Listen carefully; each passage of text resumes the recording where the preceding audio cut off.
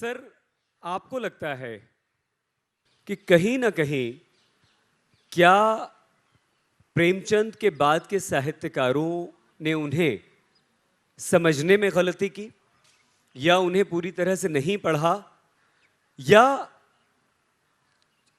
चित्रा जी ने कहा कि उन्होंने इतने बहुत सारे विषय दिए आपको, या कुछ ऐसे विषय थे जो हमने अपनी सुविधा के अनुसार प्रेमचंद को उनसे जोड़ा, उन्हें महान बनाया, उन्हें एक आदर्श बनाकर सामने प्रस्तुत किया और उसी लीक पर चलते रहे। सहमत हैं आप इससे, या आपके विचार कुछ और? सहमत हैं, आपकी इस बात से सहमत हैं। मैंने जहाँ चित्रा जी ने अपनी बात जहाँ आके समाप्त की है वहीं से बात शुरू करना चाहता हूँ। एक बहुत अच्छी बात चित्रा जी ने कही कि प्रेमचंद एक समग्रता के लेखक हैं, समग्र भारतीय जीवन के लेखक हैं। आप देखें तो जिस समय प्रेमचंद हिंदी कहानी में या उपन्यास में आते हैं, अभी ये दोनों ही विधाएं बिल्कुल नई विधाएं थीं। और उपन्यास को, जैसा कि हम जानते हैं कि जहां उपन्यास का जन्म हुआ जिन देशों में, तो इसे मध्यवर्ग के महाकाव्य के रूप में परिभाषित किया गया। लेकिन हिंदुस्तान में आने के बाद उपन्यास अभी अपनी शक्ल ले रहा था, और जो आरंभिक हिंदी के बहुत सारे उपन्यास हैं जिनको कि मध्यवर्ग के महाकाव्य के रूप में लिखने की कोशिश की गई, लेकिन वो असफल सिद्ध हुए। अचानक हिंदी में प्रेमचंद आते हैं और प्रेमचंद उपन्यास की परिभाषा को बदल देते हैं, कहानी की परिभाषा को बदल देते हैं। और हम लोग भारत के बारे में ये किताबों में पढ़ते रहते हैं, बचपन से हमने ये सुना है और पढ़ा है कि ये कृषि प्रधान देश है। लेकिन भारत एक कृषि प्रधान देश है, इसकी मुकम्मल जानकारी हमको प्रेमचंद के साहित्य से मिलती है। मैं कहना ये चाहता हूँ कि प्रेमचंद ने उपन्यास को मध्यवर्ग के महाकाव्य के बजाय किसानों के जीवन के महाकाव्य के रूप में चित्रित किया, अपने उपन्यासों में भी और अपनी कहानियों में भी।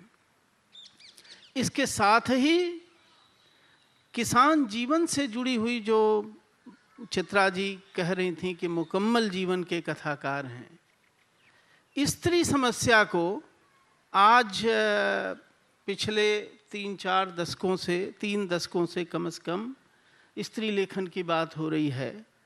लेकिन हिंदी में प्रेमचंद का जो पहला ही उपन्यास आया, सेवा सदन, 1918 में इत्तेफाक से उस उपन्यास के 100 वर्ष पूरे हो गए हैं।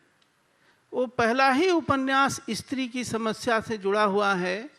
और जिन लोगों ने वो उपन्यास पढ़ा है वो जानते हैं कि प्रेमचंद ने बखूबी ये बात दिखाई है कि जो हमारी सामाजिक कुरीतियां हैं, समाज की रूढ़ियां हैं, समाज का जो पिछड़ापन है, वह पिछड़ापन और स्त्री के बारे में एक ख़ास तरह का पुरुषवादी दृष्टिकोण है।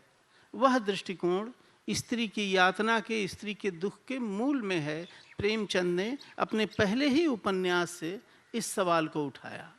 और आगे जैसे जैसे गए हैं तो किसान और स्त्री, फिर दलित, ये अलग अलग जितने आंदोलन हम पिछले 3-4 दशकों में, 5 दशकों में दे रहे हैं, अलग से कोई आंदोलन नहीं था। फिर भी प्रेमचंद वहाँ उंगली रखते हैं जहाँ हमारे समाज में सुधार करने की ज़रूरत है, बदलाव की ज़रूरत है, परिवर्तन की ज़रूरत है।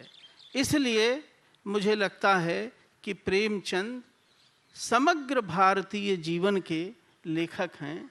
यह ज़रूर आपने जो सवाल उठाया कि आलोचना में ऐसा होता रहा है कि कोई अपनी सुविधा से किसी कहानी को उठा लेता है, किसी चरित्र को उठा लेता है और अपने हिसाब से, अपने विचार के हिसाब से, अपनी सोच के हिसाब से उसकी व्याख्या करता है।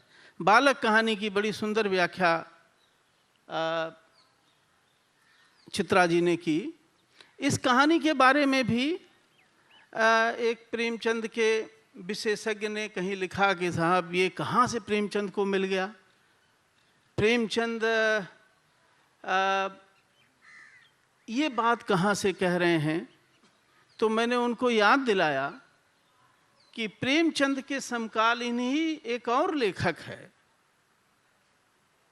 और जो हिंदी में नहीं लिखता, जो भोजपुरी का लेखक है, भिखारी ठाकुर। भिखारी ठाकुर का एक नाटक है गबर घिचोर, और जो लाजिक बालक कहानी का वो लड़का वो प्रेमी देता है, वही पूरा का पूरा लाजिक भिखारी ठाकुर दे रहे हैं।